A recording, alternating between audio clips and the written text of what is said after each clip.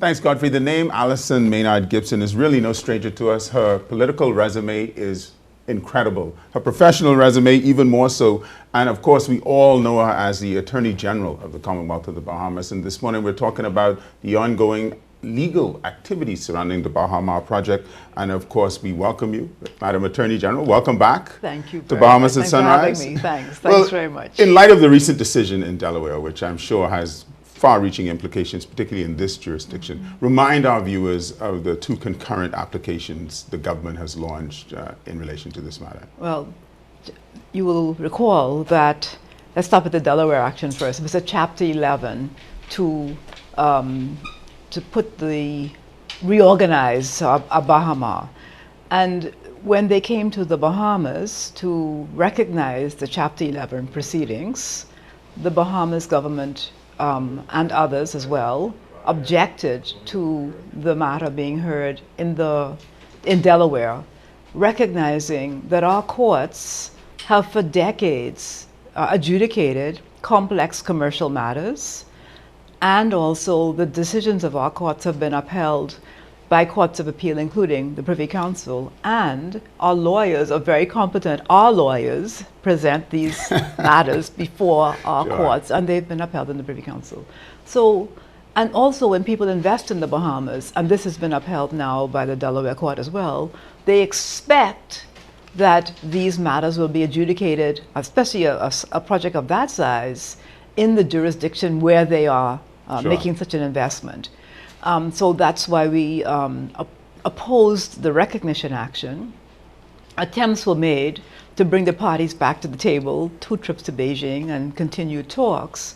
They were not successful, and so the government applied to appoint provisional liquidators, and in our jurisdiction it's a liquidation proceeding, which is an insolvency proceeding as it is in Delaware as well. And we were making the point that substantially the same remedies that could be obtained in Delaware could also be obtained in the Bahamas. Sure.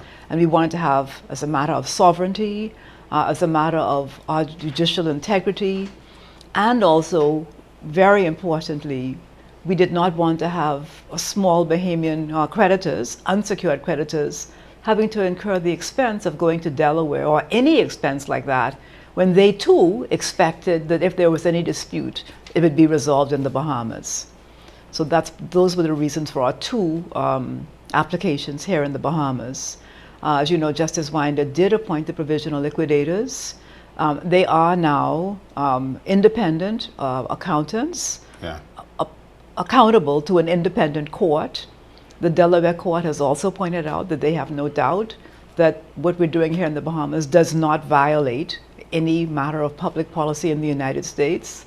Not that we need validation, but it is nice to hear that the U.S. court is saying, listen, I don't know how much we'll uphold whatever happens in the Bahamas. So the Bahamian jurisprudence and the courts there are well understood. Sure. So, and it's hundreds of years old. Exactly. Justice Winder, he did deliver his ruling, though. Justice Winder, yes, he did. Give us the 3 most salient points out of that ruling that sort of caught the eye or was as you expected. Well, Justice Winder, as did the Judge Carey in Delaware, did express disappointment that the parties were unable to arrive at a resolution of this matter.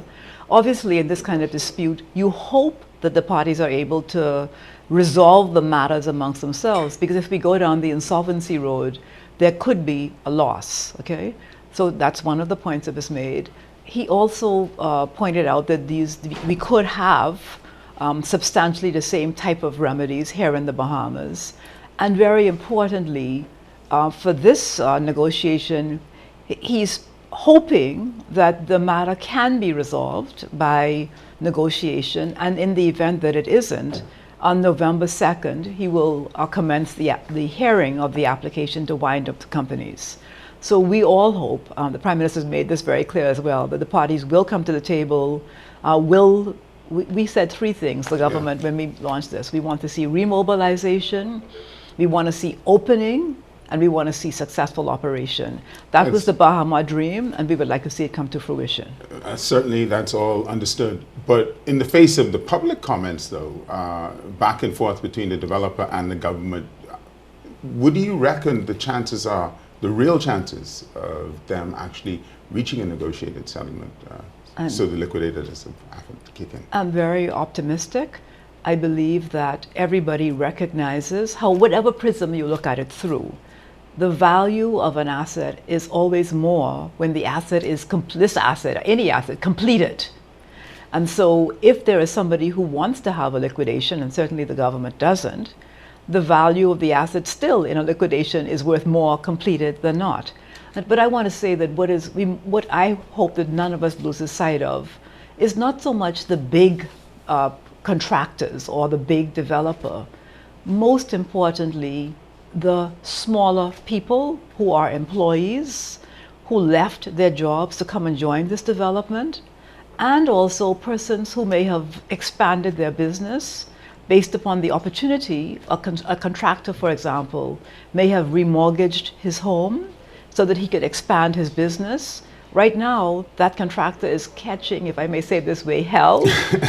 and remobilization means that he will be able, this past due money, the likelihood of him being able to maximize the chance of getting 100 cents on the dollar is here, not in Delaware. Agreed. The one other thing that stems from this, though, is the whole public perception and the investor climate. Right. We know that this project and the events surrounding it led to a downgrade in our economy, and hopefully we can rebound from that. But in terms of the court actions, is this action against Sarkis or any developer or this type of situation increasing investor confidence in the Bahamas, or do you see it as eroding it, or are you ambivalent towards it? I want to say that from my experience, investor confidence is high in the Bahamas. Let's talk about the Standard & Poor's and Moody's reference that you slipped in there, Romy, and I tried to pass on. We are investment grade. Moody's and Standard & Poor's have both pointed out that we are investment grade. That's very important. What does that mean? Not junk bonds. So, okay, that's very, very important. Okay, so notwithstanding this conflict that could adversely impact our economy, we are still at investment grade. That's really important. And further, we see, I can tell you, and I know you've spoken with Minister Kayla's role, and I know that in your own business you are aware that there are still Bahamian and non-Bahamian contractors knocking on our door to make investments. And remember now, with investments, you don't see them, it's like a seed. You have to plant the seed in the ground before it comes out of the ground. And that is ongoing in the country right now. We should be really, really proud. And I am very proud of the Bahamas. This little dot on an atlas, on a world map, people are fascinated by it and really, really want to participate in what we are doing here. And let me tell you, our best resource is not sun, sand, and sea. It's the Bahamian people. So when people come here, they understand that they're participating with people who do have an indomitable spirit, who are very, very, very smart, who are resilient, and we constantly showcase that talent. Will we see, though, a re-evaluation of this whole anchor project strategy coming out of this? Would that be one of the lessons learned from Bahama as you sort of distill and get wiser? I think that we should try to learn from every experience, and so certainly I believe that those who are making decisions, it'll be people like you in the future, Romy, moving on, will have to look and learn and determine whether or not how can we balance? It's like a mall. You do need to have anchor shops in a mall to attract people, and so we need to decide how we're going to make sure that we have that equivalent, okay?